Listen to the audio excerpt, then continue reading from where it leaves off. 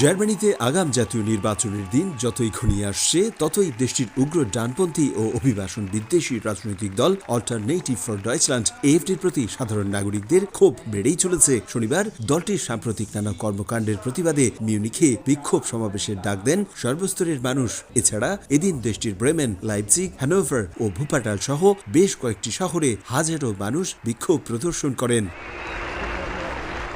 জার্মানির অভিবাসন নীতি কঠোর করতে দেশটির পার্লামেন্টে একটি প্রস্তাব উত্থাপন করেছে ক্রিশ্চিয়ান ডেমোক্রেটিক ইউনিয়ন সিডিইউ। প্রস্তাবটি পার্লামেন্টে পাশ করাতে সহায়তা করেছে জার্মানির কঠোর রক্ষণশীল দল এএফডি। এতে দলটির অভিবাসন বিরোধী হিসেবে পরিচিতি লাভ করেছে। সমাবেশ থেকে এএফডির সঙ্গে জোট না বাঁধতে ক্রিশ্চিয়ান ডেমোক্রেটিক ইউনিয়ন সিডিইউ থেকে মনোনীত চ্যান্সেলর পদপ্রার্থী ম্যার্চকে নিয়ে স্লোগান দেন বিক্ষোভকারীরা। গণতন্ত্র গুরুত্বপূর্ণ, ঠিক তেমনি বৈচিত্র্য এবং শান্তিও গুরুত্বপূর্ণ। আর গণতন্ত্র কেবল তখনই কার্যকর হয় যখন সবাই এতে অংশ নেয়। তবে ডানপন্থীরা নয়, তাদের দিয়ে গণতন্ত্র চলে না। আমরা বৈচিত্র্যের পক্ষে, সকলের অংশগ্রহণের পক্ষে।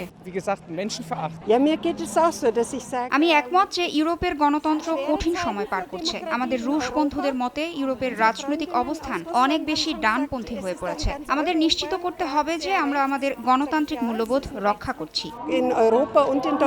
স্থানীয় আইন শৃঙ্খলা বাহিনী জানায়, গণতন্ত্র রক্ষা ও এএফডি বিরোধী সমাবেশে প্রায় 2.5 লাখ মানুষ অংশ নেন।